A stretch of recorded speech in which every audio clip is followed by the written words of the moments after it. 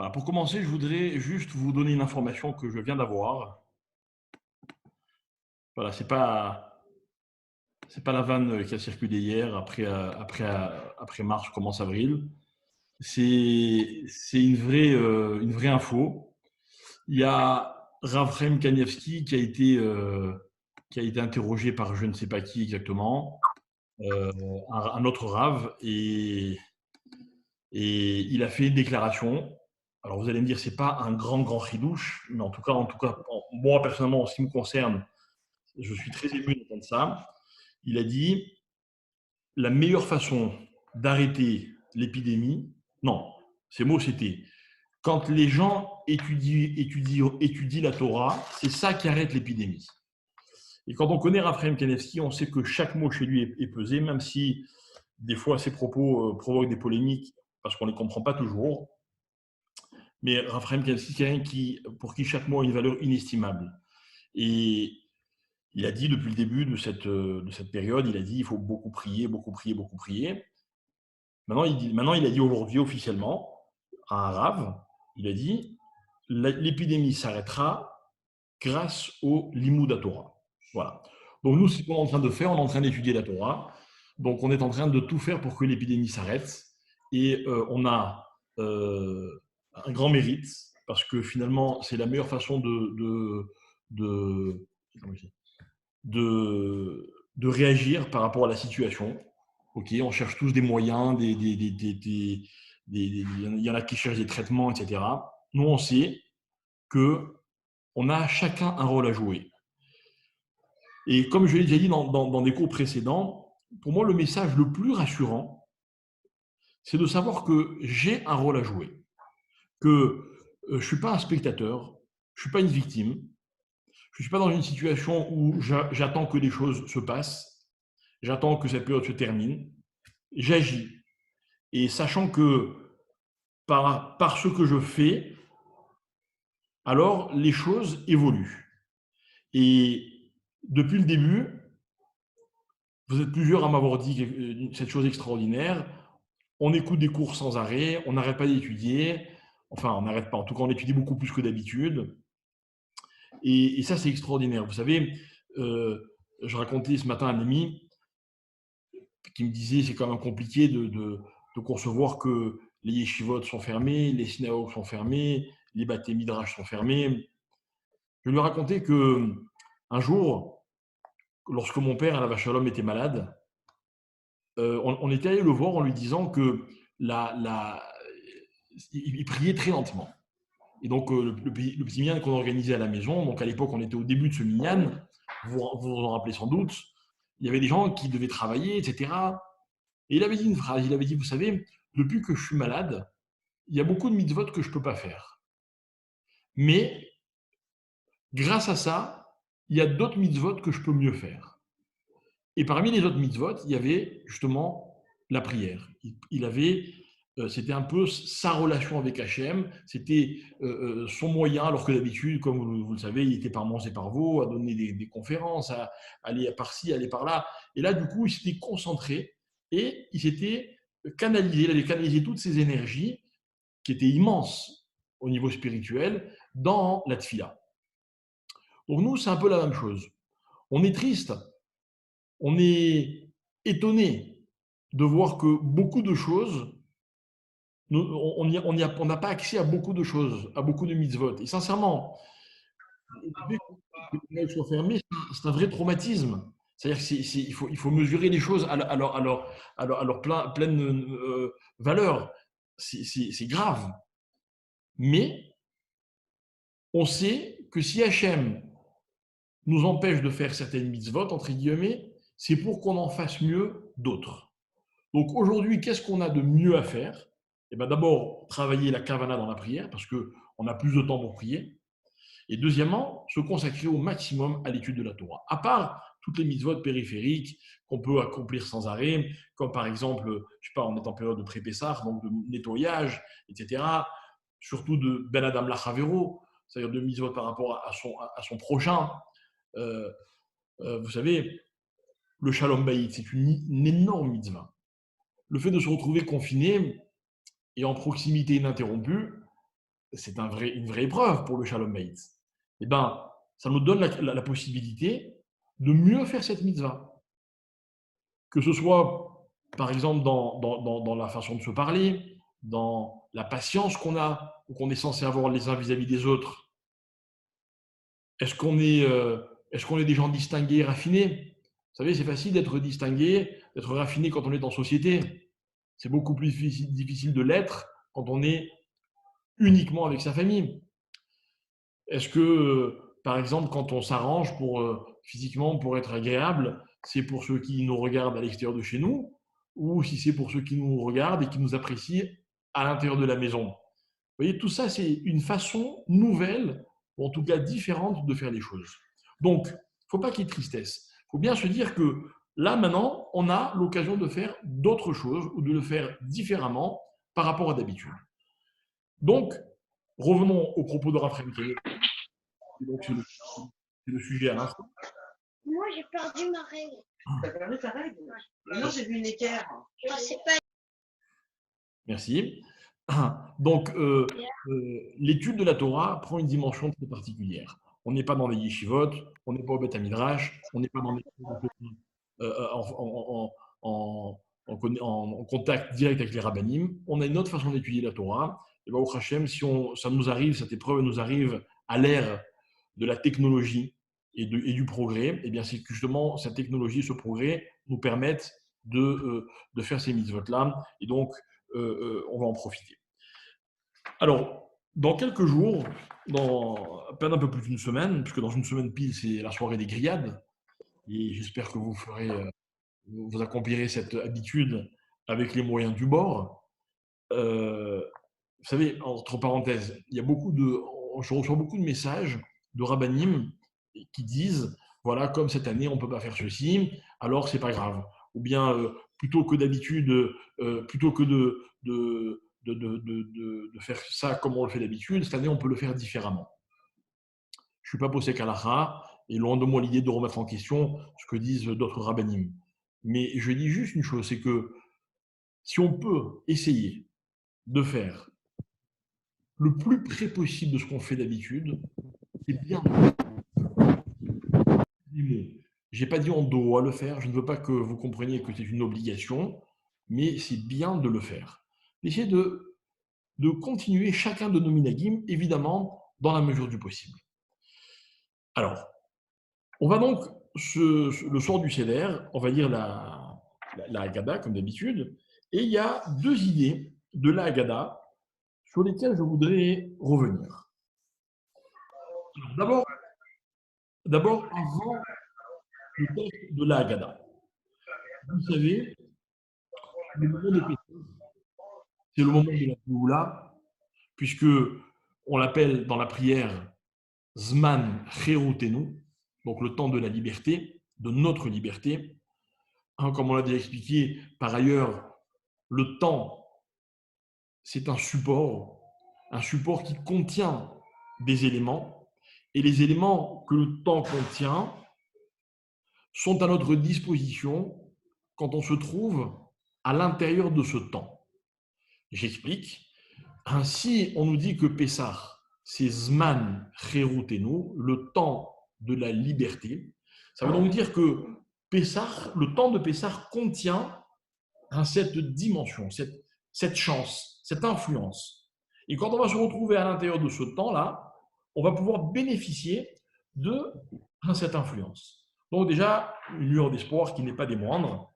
Et donc, au moment de Pessah, il y a eu une libération absolument incroyable. On ne va pas revenir sur l'histoire de Pessah, vous la connaissez, et vous la raconterez, j'espère, du mieux possible à ceux qui sont avec vous. Et même si vous êtes seul, la Haggadah le dit, même celui qui est seul, il se pose des questions à lui-même. Mais accordez-moi quand même une chose, c'est que la délivrance d'Israël a été rocambolesque. C'est-à-dire que l'événement, il est tout simplement incroyable. Ça se passe dans des conditions folles, diplées, qui vont durer des mois et des mois. Le pays d'Égypte, qui est un pays ultra puissant, qui va perdre complètement de toute sa superbe. Les Juifs qui, au fur et à mesure, vont découvrir la présence de Dieu. Rappelez-vous que au moment de la libération, les Juifs sont au 49e degré d'impureté, c'est-à-dire qu'ils sont très très loin d'Hachem, de là où ils devraient être par rapport à Hachem.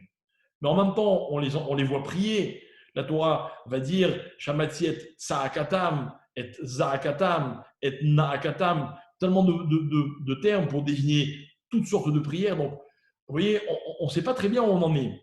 Et là, coup de tonnerre, Pharaon qui avait dit il n'est pas question que les Juifs sortent d'Égypte, et il avait dit à Aaron et Moshe si je vous revois, vous mourrez. C'est lui, raconte le Midrash, qui va courir après Moshe et Aaron en les cherchant partout pour leur dire partez, partez, partez, partez. Ça se passe en plein milieu de la nuit. C'est la nuit du soir de Pessah. Ok ? Pourquoi les choses se passent dans une telle ambiance, dans un tel décor aussi spectaculaire? Je vais m'inspirer dans ce que je vais dire des propos de Rav Dessler, dans le Mirtam Eliyahu, qui comme toujours a une approche à la fois géniale et en même temps simple, piat des événements. Le Rav Dessler dit la chose suivante. Dans le premier pasouk, dans la première paracha de la Torah, donc au premier jour, la Torah nous raconte que Dieu a créé la lumière. Et lorsque la lumière a été créée, la Torah me dit Vayar Elohim et Haor ki tov. Vayavdel Hashem Elohim, ben Haor ou ben Hachocher. Et Dieu a vu que la lumière était tov. D'accord ? Vous remarquerez que dans la Torah, il n'y a quasiment jamais de superlatif. C'est-à-dire que l'expression, le mot employé, il est l'expression même de la quintessence de ce qu'on veut dire. On n'a pas besoin d'exagérer avec des superlatifs, d'insister. On est dans la pureté du mot. Ça veut dire que la lumière, elle est tov. Tov, c'est une notion qui est absolue. Alors, Vayavdel, alors Hachem sépare. Le alors, c'est moi qui rajoute, mais si vous voulez, comme c'est dans la chronologie des choses, Hachem sépare la lumière de l'obscurité. Nos Chachamim nous disent, vous pouvez voir, Rashi rapporte cet enseignement, du Vayar Elohim ki tov, du verset qui dit « Et Dieu a vu que la lumière était tov », Hachem a vu que cette lumière, elle était tellement tov, tellement bonne, qu'elle ne convenait pas aux Rechaïm, on va dire les mauvais. Mais malheureusement, il y aura des Rechaïm dans le monde. Alors que fait Hachem? Amad, Vegnazo, la tzadikim, les atid lavo. Alors Hachem, il prend cette lumière, il la cache et il la garde pour les tzadikim des temps futurs, de la fin des temps. Donc, on a dans ce texte-là une promesse, c'est qu'à la fin des temps, Akadosh Baruch Hu ressortira littéralement la lumière qu'il a cachée, qui est la lumière dont lui-même a dit qu'elle était Tov. Les Chachamim posent une question qui est très connue. À quoi sert l'existence d'une chose si elle existe pour être cachée? C'est-à-dire, Hachem, il a créé une lumière. Évidemment, il n'est pas question de considérer qu'Hachem a commis une erreur, qu'il a créée et puis qu'il s'est dit je me suis trompé et qu'il se corrige. Non. Hachem, il a créé une lumière qui va être cachée. Alors pourquoi l'a-t-il créée? En d'autres termes, la question, c'est si on n'en a pas besoin jusqu'à la fin des temps, quelle était l'urgence de la créer au début? C'est la première chose qu'il crée après le ciel et la terre. Question. Réponse des Chachamim. En fait, le début de l'histoire, ce qu'on appelle Briat Haolam, la création du monde, le début, vous savez, on dit comme ça, on dit que dans la Torah, par exemple, on dit les 5 livres de la Torah sont contenus dans le premier. Tout le premier livre est contenu dans la première paracha. La première paracha est contenue dans le premier verset, qui lui-même est contenu dans le premier mot, qui lui-même est contenu dans la première lettre. Voilà pourquoi la première lettre, c'est bête, parce qu'il y a forcément quelque chose de composé. On apprend de là une chose, c'est qu'en fait, la création du monde, l'existence du monde, elle est comme un processus dont on s'éloigne, dans lequel on s'éloigne tout le temps de l'origine, donc de l'énergie maximale qui est contenue dans les choses. Au début, la Torah dit Bereshit bara Elohim, au commencement, Dieu a créé le ciel et la terre. Vous le savez, c'est marqué dans beaucoup de textes. Hachem, il n'a pas créé le monde, puis après il est allé se reposer. Hachem, il crée le monde au quotidien. Vrai. Mais l'impulsion du début de la création, c'est l'énergie qui va permettre au monde d'exister jusqu'à la fin des temps. Donc, plus on est près du moment de cette impulsion, d'accord, de cette énergie, plus l'énergie est forte. Ce qui veut dire que, au moment de la création du monde, Akadosh Baruch Hu, excusez-moi le terme, il n'appartient qu'à moi, il avait intérêt à créer un maximum de choses pour que, même si on n'en a pas besoin tout de suite, mais pour qu'ils existent, qu'ils soient à notre disposition au moment où on en aura besoin. J'espère m'être fait comprendre, mais je vais illustrer ce que je veux dire pour le rendre un peu plus accessible. Tout le monde connaît la Guémara qui dit qu'au moment où Hachem a donné la Torah, il y avait réuni autour du mont Sinaï toutes les Neshamot, toutes les âmes du peuple juif. C'est-à-dire que vous prenez tous les juifs, toutes les âmes juives. C'est-à-dire qu'on élimine tous ceux qui sont passés sur terre plusieurs fois ou qui vont passer plusieurs fois, mais toutes les âmes, l'origine des âmes, de tout le peuple juif, du début jusqu'à la fin de l'histoire. Elles étaient toutes réunies au mont Sinaï au moment où Dieu a donné la Torah. Pourquoi? À quoi ça sert? La Neshama qui va vivre des siècles ou des millénaires plus tard, quel était son besoin d'être présente au moment du don de la Torah? Et les Rami vont expliquer, c'est très simple. C'est qu'en fait, au moment où Hachem a donné la Torah, il y a eu une énergie considérable. Hachem a voulu que les âmes, quel que soit le temps dans lequel elles vont exister, puissent profiter de cette énergie-là.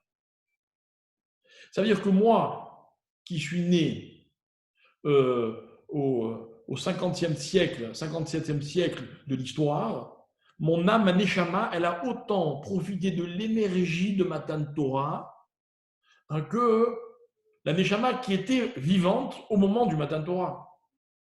Pourquoi? Parce qu'au moment où les choses sont créées, elles contiennent, elles bénéficient de toute la puissance qui permet à la chose non seulement d'être créée, mais d'exister pour toujours. Voilà pourquoi, explique les Rachamim, beaucoup de choses ont été créées au début de l'histoire, dans la paracha de Bereshit, même si on n'en a pas besoin, forcément, tout de suite. Et notamment la lumière qui est vraiment cachée, pratiquement définitivement, et qui ne sera ressortie qu'à la fin des temps. C'est-à-dire que Hachem savait très bien qu'à la fin des temps, vous voyez déjà, ce n'était pas avant 5779 ans. Okay, donc, il avait le temps de la créer. Non. Il a voulu que cette lumière bénéficie de l'énergie propre au début de la création, pour que le jour où on en a besoin, elle ait toute cette puissance liée à ce moment-là. C'est-à-dire que, mes chers amis, en fait, le début de l'histoire, le début de la Torah, c'est le Makor, c'est la source des choses, le Makor. Vous savez, le concept Makor, source, c'est l'un des concepts les plus profonds qui existent dans la Torah. Par exemple, tout le monde sait ce que c'est la Kabbalah. Enfin, le mot Kabbalah, dès qu'on a dépassé l'appellation, plus personne ne sait ce que ça veut dire. Bon, en tout cas, très très peu. Mais je pourrais, sans en connaître plus que vous, je pourrais juste vous expliquer que l'une, des sciences qui font ce qu'est la Kabbalah, c'est la connaissance du macor de chaque chose, de l'origine de chaque chose. Ok, par exemple, moi en tant qu'individu, je serais un individu invulnérable si je savais exactement quelle était l'origine de ce que je suis. Mon âme, ma famille, mes connaissances. Alors, je suis invulnérable. C'est-à-dire que je suis ancré tellement fort dans ce qui me caractérise, enfin je serai ancré tellement fort que je serai absolument indétrônable. Malheureusement, ce n'est pas le cas. Et finalement, est-ce que la vie n'est pas un parcours qui ne sert qu'à une seule chose, c'est de retrouver la source de ce que je suis. Dans la Torah, on en a un exemple qui est fabuleux. Et en même temps, vous allez voir qui est très accessible. C'est que dans la Torah, plus on remonte vers le début, et plus on se rapproche de l'origine des choses. Je vais vous donner une règle que j'adore expliquer dans mes cours. Quand vous voulez la vraie définition d'un concept, cherchez quand dans la Torah il apparaît pour la première fois. Et étudiez le contexte dans lequel on le trouve, les raisons pour lesquelles on emploie ce terme ou ce concept. Et vous aurez la définition qui est la plus proche de la réalité. Pourquoi ? Parce que ça s'appelle remonter à la source, le macor des choses. Et pour nous, hommes, le macor de tout, c'est Briat Haolam, la création du monde. Voilà pourquoi la Torah elle commence par là. Il s'avère que la Torah existait bien avant. Moi, j'adore les gens qui me disent, mais qu'est-ce qu'il y avait avant la création du monde? Mais comment telle ou telle chose était possible? Mais de quelle façon? Je leur dis, écoutez, si Akadosh Baruch Hu a décidé que la Torah commence à Bereshit bara Elohim, c'est que vraisemblablement, les choses commencent à me concerner à partir de Bereshit bara. Avant, elles ne me concernent pas. Elles peuvent être passionnantes, intrigantes, attirantes, mais elles ne me concernent pas. Je pense qu'il sera temps de se pencher sur ces choses-là quand on aura terminé d'étudier et de comprendre tout ce qui nous concerne, c'est-à-dire la Torah du début jusqu'à la fin. Comme on en a encore pour un petit moment, donc ce n'est pas urgent. Mais l'idée, c'était, vous l'avez compris, d'expliquer que l'origine des choses, c'est Briat Haolam, c'est le commencement de la création, donc le commencement de la Torah. Donc, la lumière qui est réservée pour les tzadikim de la fin des temps, elle est une lumière qui est extrêmement proche de la création, du début de la création, donc elle aura cette puissance exceptionnelle qui nous permettra de dire qu'elle est, enfin qui a permis à Hachem de dire qu'elle est top. Ça, c'était pour expliquer un concept, le concept du Makor. Quand vous lisez la Torah, le premier mot que vous rencontrez, c'est Bereshit. Bereshit qui veut dire au commencement. Le commencement, c'est un temps, c'est un zman. Je sais une chose, c'est que à l'origine des choses, à l'origine des créatures, il y a une chronologie. Puisque qui dit Bereshit dit commencement, dit suite. Donc il y a une chronologie. D'où l'obligation dans les Aseret Adirot, les 10 commandements, c'est-à-dire dans la quintessence des commandements, de respecter ses parents. Pourquoi ? Parce que ça me ramène à cette loi de la chronologie. D'où, comme origine de beaucoup de mitzvot, Zecher les Maaseh Bereshit. Donc, par exemple, le Shabbat, qui est Zecher les Maaseh Bereshit. Ça veut dire cette notion qui, excusez-moi,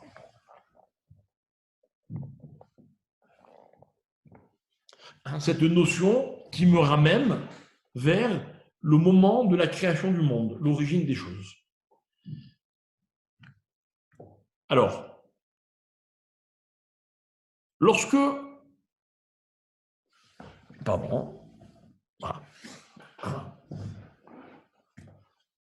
lorsque je reviens vers cette notion de chronologie, je me rends compte d'une chose, c'est que les événements que la Torah nous raconte appartiennent à des dates. Et que ces dates sont en fait les temps qui contiennent l'influence dont on a eu besoin pour les événements. Ok, Zeman Cherutenu, Pessah se passe à ce moment-là. Pessah, c'est la sortie d'Égypte. Ça s'est passé d'Afka dans le moment qui contient l'influence de la liberté.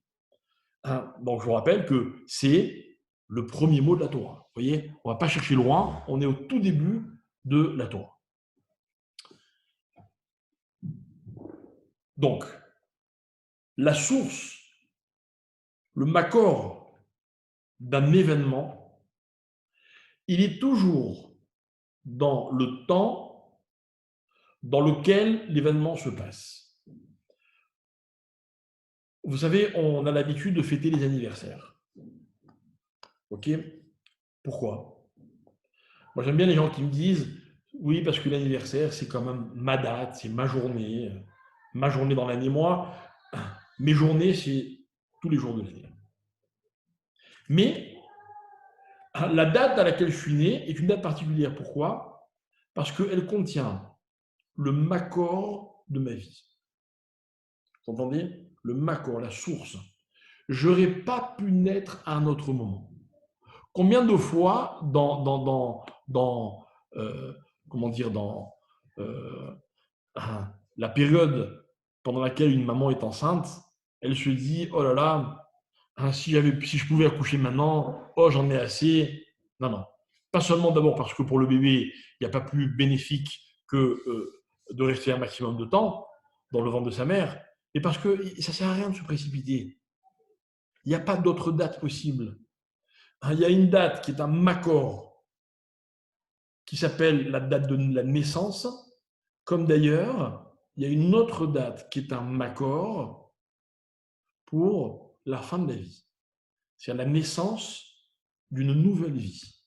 Ça aussi, c'est un makor. Mais ça, ce n'est pas le sujet de maintenant. Une autre fois peut-être.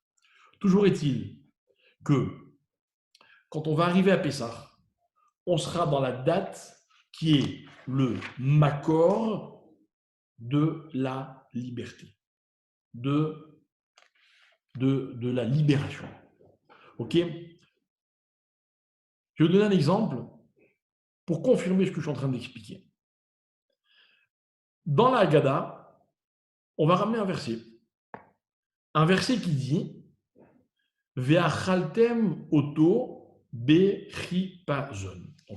Excusez-moi, mais pour être précis, je vais vous le citer. Ok? Donc, dans la paracha de Bo, la Torah nous donne toutes les indications concernant le Korban Pessah. Et elle nous dit, voilà, il faut le manger à l'intérieur de la maison, il ne faut pas le sortir de la maison, il faut tout terminer, il faut éventuellement se réunir en famille, etc., etc. Bref, il y a tout un tas d'indications qui sont données. Et parmi les indications, la Torah dit Ve'achalta oto bechipazon. Et tu le mangeras bechipazon. C'est quoi bechipazon? Bechipazon, ça veut dire dans la précipitation. En effet, on ne devait pas dépasser une certaine heure. Ok? Je cherche le passouk où on nous précise l'heure à laquelle il fallait le manger.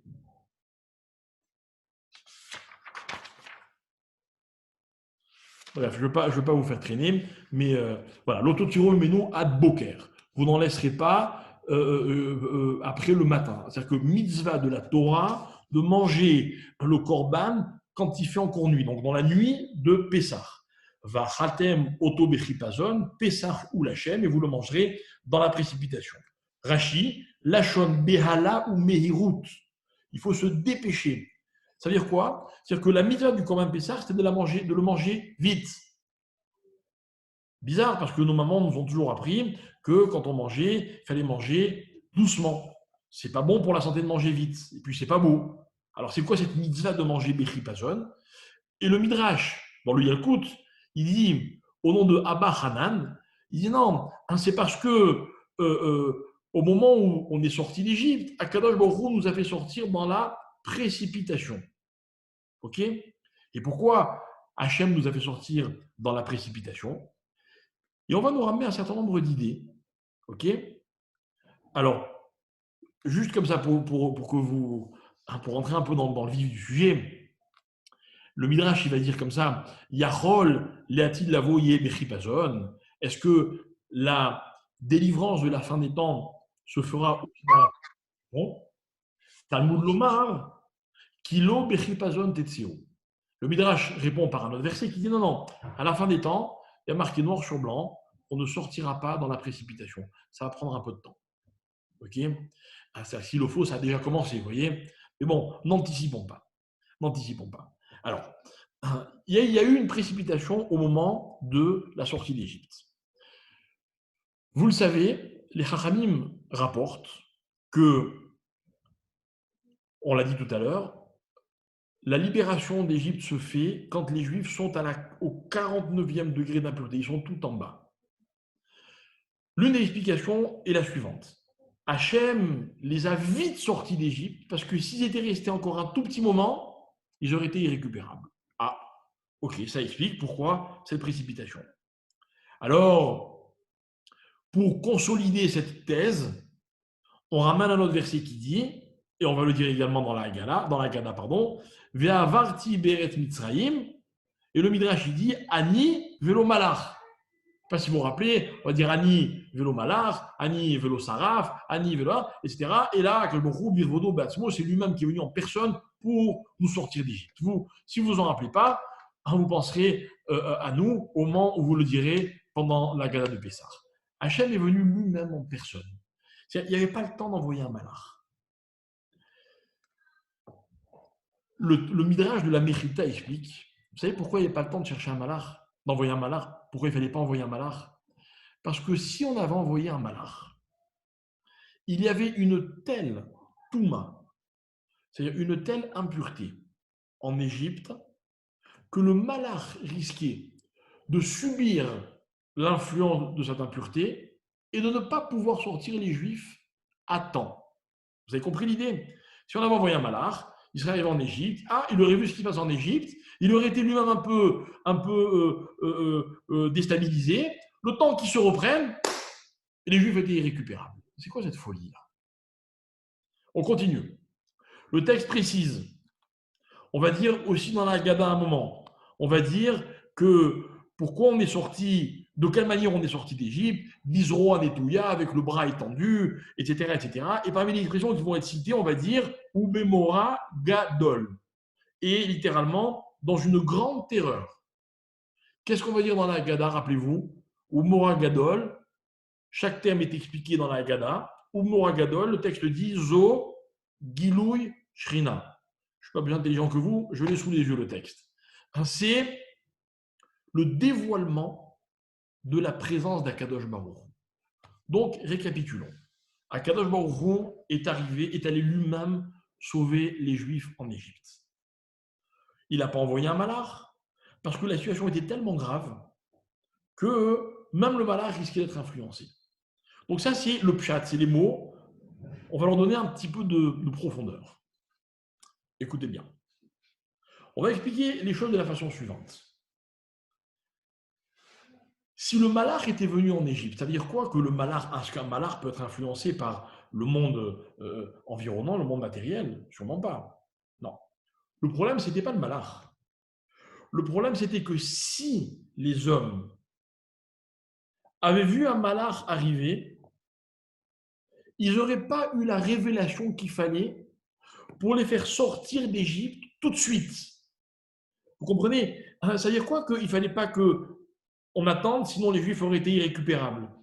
C'est-à-dire que si la sortie d'Égypte avait pris du temps En d'autres termes, que les Juifs s'étaient posé la question, avaient commencé à discuter, essayer de comprendre ou quoi, on aurait raté le coche.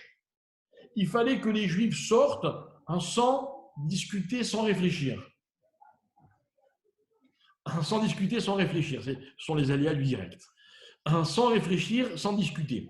Alors, si Hachem avait envoyé un malach, le malach, on aurait pu négocier, essayer de discuter avec lui. Et puis ça aurait été trop tard. Alors Hachem est venu lui-même, pardon, et donc les Juifs n'ont pas eu de question à se poser, ils ont vu Dieu. Quand Dieu est présent, il est là devant nous, il n'y a pas de question. Donc les Juifs ont suivi Akadosh Baruch.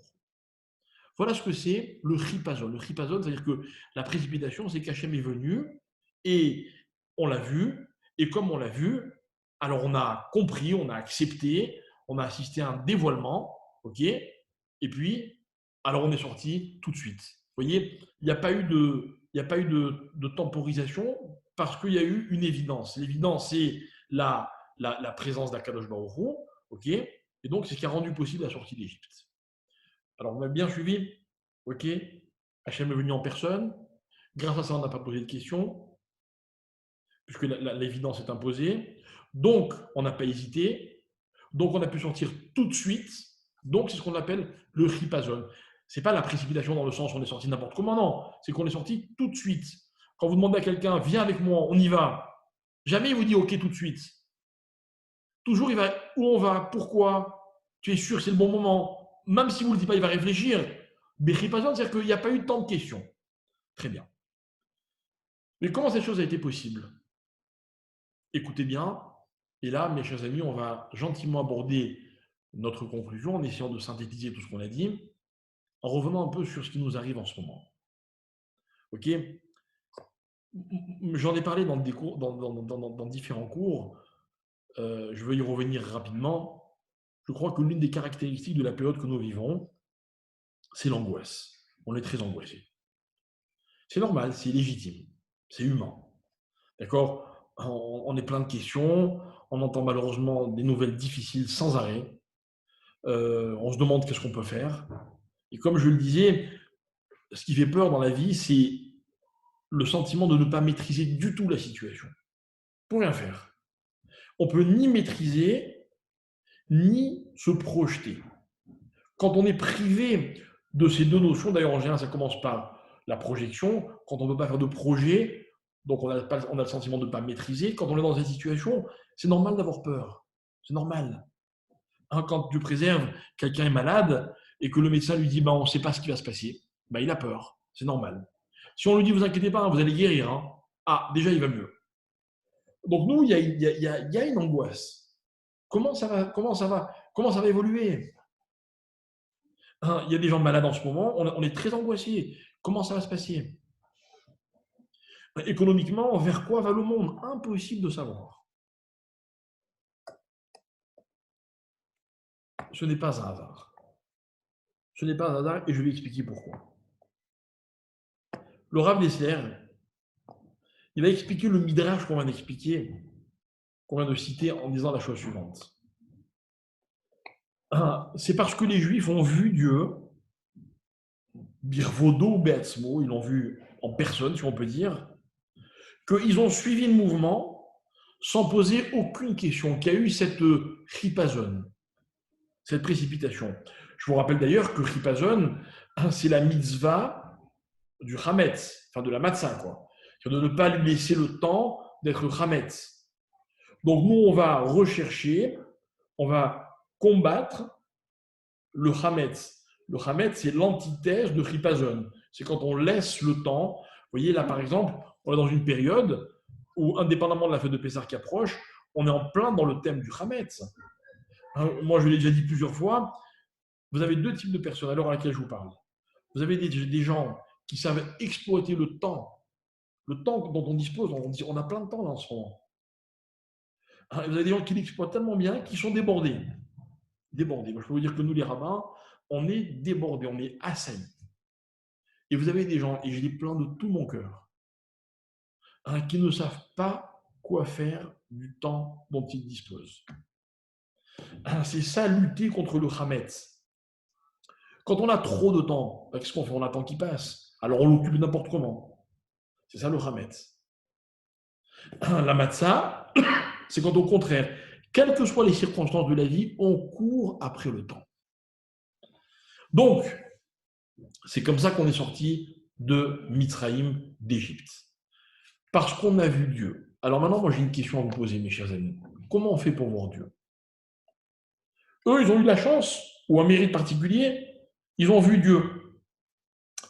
Mais l'histoire du mérite ou de la chance, vous n'avez pas besoin de moi pour vous la rappeler. Moi, ce que je veux, c'est vous proposer une explication. Et l'explication, elle tient dans ces deux mots, écrits noir sur blanc, dans le Passouk, expliqués dans la Haggadah. Ubemora Gadol, donc dans une peur, une grande frayeur, une grande. Mora, c'est pas frayeur, c'est une crainte. Ok? Ubemora Gadol, Zo Gilui Shrina. Ça veut dire que quand dans la vie, on a peur, la peur, elle peut amener l'homme vers quelque chose. La peur, mes chers amis, elle est une expérience. Rappelez-vous ce verset qui dit, dans lequel le roi Salomon dit, Haché Adam Mefachet Tamid. Heureux est l'homme qui a tout le temps peur. Il faut avoir peur. C'est-à-dire quoi? Il faut avoir peur. Ivdu et Hashem besimcha, vegilou bir ada. Servez Dieu dans la joie, vegilou bir ada, et soyez heureux en tremblant. La peur, elle a un rôle, elle a une fonction. Quelle est la fonction de la peur? Écoutez bien, pas la fonction. Quelle est la conséquence de la peur? C'est quand on a exploité la peur, zo gilou shrina. Malheureusement, mes chers amis, il n'y a que dans la peur que l'on peut découvrir Dieu. Je vais expliquer très brièvement. Quand dans la vie tout va bien, quand dans la vie je maîtrise la situation, quand dans la vie je ne me pose pas de questions, je n'ai pas d'angoisse, je n'ai pas besoin de Dieu. Je maîtrise, je suis là. Vous voyez, on dit comme ça, on dit que les enfants ne faut pas trop les gâter. Pourquoi un enfant ne faut pas trop le gâter? Parce qu'un enfant qui est gâté, c'est un enfant qui n'a peur de rien. C'est-à-dire qu'il n'a pas besoin d'une chose que déjà ses parents la lui ont donnée. Non, un enfant, il faut qu'il ait peur, dans le sens positif du terme. Il faut qu'il sache que si il n'aimait pas du sien, il n'obtiendra pas ce qu'il veut. Donc, il va devoir faire un effort. Alors, cette idée, c'est la suivante. C'est que c'est dans la peur qu'on découvre Dieu. Ashrei Adam mefachet tamid. Heureux l'homme qui a toujours peur. Pourquoi? Parce que lui, il est en constant contact avec Dieu. Maintenant, comprenez-moi bien. Je sais que la peur est un sentiment négatif. Donc, ce n'est pas de cette peur que je parle. Je ne parle pas de celui qui a peur de la maladie. Vous avez des gens qui non seulement, quand ils sont hypocondriaques, c'est dramatique à vivre, okay, mais finalement, ils ont peur de tout, ils ont confiance en rien. Souvent, ce sont des gens qui ne savent pas faire confiance aux autres. Ce n'est pas de ça que je vous parle. Maintenant, ce que je vous demande, ce n'est pas d'avoir peur à la maladie, à ceci, à qu'est-ce qui va se passer. Non. C'est peur du sens de l'événement. J'explique. J'ai une seule angoisse, moi, dans la période que nous vivons. Enfin, quand je dis, c'est pas que j'affirme ce que moi je ressens, j'aimerais bien, mais c'est ce que je vous propose, en tout cas, de faire comme effort. Notre seule angoisse doit être de savoir, est-ce que dans cette période, on va pouvoir, grâce à ce qui se passe, découvrir Hachem? Voilà la seule question, mes chers amis. Moi, excusez-moi de ne pas être de ceux qui vous disent que ça annonce le Mashiach, que ça veut dire que ça va se terminer comme ceci, ou que machin. Vous avez des rabbinim très angoissés qui expriment leurs angoisses à travers des cours. Vous avez des rabbinim qui sont complètement inconscients et qui expriment leur inconscience à travers des cours.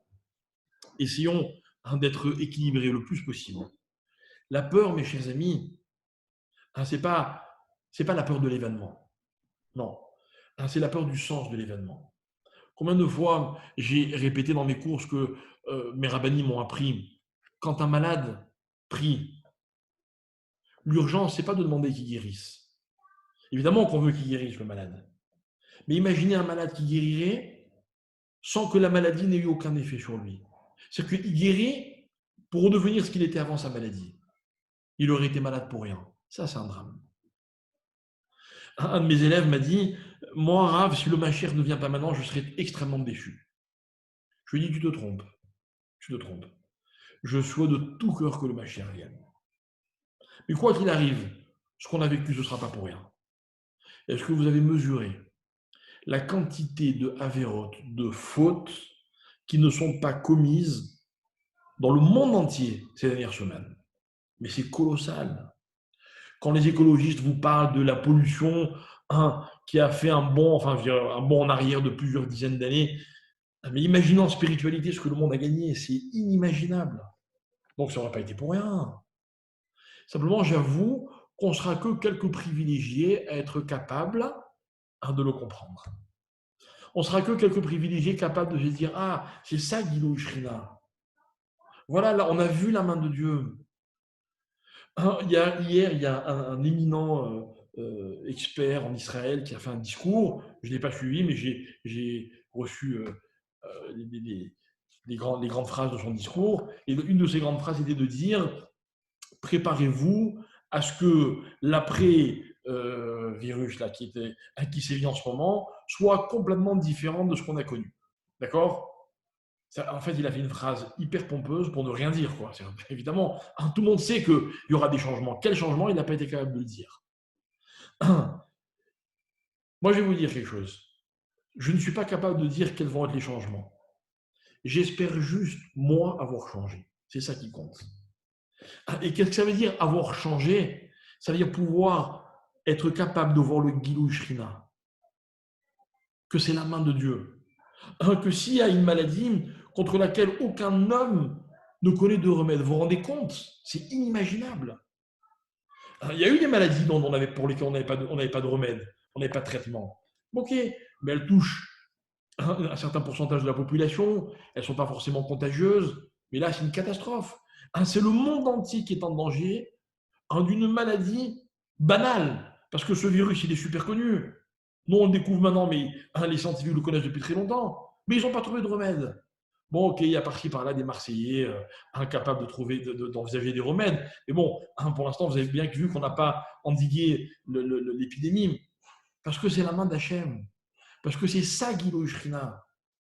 Moi, j'ai rien contre les théories du complot qui vont nous expliquer que c'est un tel peuple qui a laissé échapper un virus pour pouvoir économiquement. J'ai rien contre ça. Mais aucun homme n'était capable de prévoir les conséquences, de prévoir la durée, d'anticiper de ce qui va se passer après l'épidémie. Personne. Il n'y a qu'Hachem. C'est ça, Gilui Shrina. Et ce Gilui Shrina, ce dévoilement n'est possible que Mora Gadol. Mais c'est incroyable. C'est que ce qui a marqué dans la Gada, c'est exactement ce qu'on est en train de vivre cette année. Je vous rappelle que le soir de la sortie d'Égypte, les Juifs étaient enfermés chez eux parce qu'il y avait une Makat Bechorot. Il y avait une épidémie qui décimait tous les premiers-nés. Alors nous, ce n'est pas les premiers-nés, mais ce sont les mêmes mécanismes qui se mettent en marche. C'est incroyable. Ça veut dire que c'est sûr que ce temps de Géoula, il est porteur de quelque chose dont on peut bénéficier. Mais encore une fois, s'il vous plaît, pas bénéficier par un événement que l'on va subir, aussi beau et aussi grand soit-il. Non. On va en bénéficier parce qu'on va pouvoir transformer quelque chose en nous. Et cette transformation, c'est la découverte de la Shrina, de la présence d'Akadosh Baruch Hu. Alors ça aussi, je l'ai dit, mais j'ai envie de le répéter. On croit tous en Dieu. Tout le monde croit en Dieu. Celui qui va travailler, il croit en Dieu, et quand ça marche, il dit c'est grâce à Dieu. Celui qui va chez le médecin, il croit en Dieu, et quand ça marche, il dit que c'est grâce à Dieu. N'est-ce pas? Mais ce qui est différent là maintenant, en ce moment, c'est qu'il n'y a que Dieu. Est-ce que celui qui a confiance en Dieu ne va pas aller travailler en se disant mais si Dieu veut, il peut envoyer l'argent même sans que j'aille travailler? Est-ce que celui qui croit en Dieu ne va pas chez le médecin en se disant Dieu peut me guérir? On n'en est pas capable. Mais aujourd'hui, on n'a pas le choix, puisque l'homme ne peut rien faire. C'est-à-dire qu'on découvre que la présence de Dieu C'est quand il n'y a que Dieu qui a la solution. Voilà pourquoi étudier la Torah, disait Laura Fremkenevski, ce qu'on rapporte au début de notre étude, va amener la fin de cette épidémie. Parce qu'on va découvrir Dieu. Donc l'épidémie, elle aura fait son effet. Maintenant, je comprends mieux pourquoi au début de l'histoire, Dieu a créé une lumière qu'il a cachée. Parce que cette lumière, mes chers amis, elle est un éclairage des événements. Vous savez, quand on nous dit que Dieu a caché une lumière, cette lumière-là, c'est celle qui permet de voir exactement où se trouve la vérité et où se trouve l'anti-vérité. Et c'est une lumière qui éblouit, qui est insupportable. Imaginez une personne qui un jour découvrirait à travers un éclairage incroyable qu'il est, je ne sais pas moi, 80% ou même 70% de Sheker. Et qu'il n'y a en lui que tant de pourcents de Hémet. Il ne pourrait pas supporter une chose pareille. Il n'y a que le tzaddik qui pourrait supporter cette lumière, cet éclairage. Eh bien, mes chers amis, cet éclairage ne sera supportable que s'il est précédé d'une peur. La peur de ne pas voir la vérité, le vrai sens des événements. Voilà ce que c'est Mora Gadol. Voilà pourquoi ça s'appelle Gilui Shrina, le dévoilement d'Akadosh Baruch Hu. Voilà pourquoi les choses, elles sont encore plus vraies quand on remonte à leurs origines. Et l'origine de l'origine, en tout cas dans la conception humaine, c'est le temps. Le temps les temps dans lesquels Akadosh Baruch Hu a créé les événements. Et moi, c'est ce que je voulais vous dire. On vit une période compliquée, difficile, angoissante, mais elle se passe au meilleur moment possible. Il n'y aurait pas pu avoir de meilleur moment que le mois de Nissan. On l'a dit déjà en Hadar, en tout cas, je l'ai pensé très fort en Hadar, mais Hadar, ce n'est pas Géoula. Hadar, c'était autre chose. Mais là Nissan, c'est la Géoula. Maintenant, je ne suis pas en train de vous expliquer, attention, ça va arriver, tout va s'arranger, là, il va reprendre. Non. Je suis en train d'expliquer que la chance que nous avons, c'est la possibilité de profiter de l'influence de Nissan pour vivre une Géoula, ça veut dire réaliser du rôle d'Hachem dans ce monde.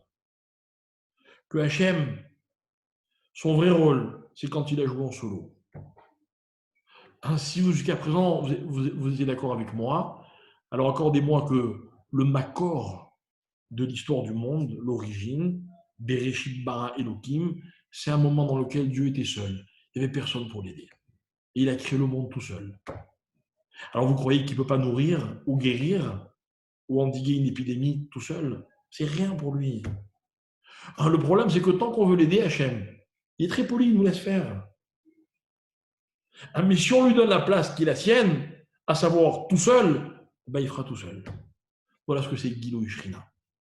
Alors mes chers amis, à cette période, elle ne doit surtout pas être une période de désespoir.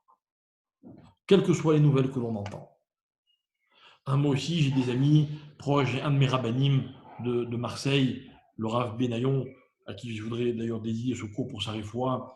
Il est dans une situation très, très critique. On a tous des amis. On est angoissé, c'est normal. Mais pas de désespoir. Pas de désespoir. J'aimerais juste terminer avec une phrase que mon père nous disait quand il était malade. Un jour, un peu pour le provoquer, un peu pour essayer de comprendre, on lui avait demandé, on lui avait dit, mais papa, ça ne donne pas envie d'être sadique. Quand on te voit souffrir comme tu souffres, on se dit quoi? Si c'est ça que Hachem réserve aux tzadikim, alors cette question, elle ne venait pas d'un problème de foi fondamentale, mais je savais que sa réponse à lui, elle allait m'éclairer de façon très particulière. Alors, il me dit, il fait semblant de ne pas comprendre. Il me dit, mais pourquoi tu me demandes ça? Je lui dis, non, parce que je te vois souffrir. Il me dit, moi? Il dit, moi, non, je ne souffre pas. Moi, tout ce qu'Hachem m'envoie, c'est des cadeaux. Et pour vous dire la vérité, au début, elle est un peu agaçante, cette réponse, vous voyez. On dirait qu'il ne veut pas se lâcher, quoi. Dis-nous la vérité, il souffre. Mais on en a parlé plusieurs fois. Et au fur et à mesure, j'ai compris. J'ai compris que, en fait, pour lui, l'épreuve était un cadeau. Parce que l'épreuve était, je pense, le meilleur moyen pour découvrir la vraie présence d'Akadosh Baruch Hu.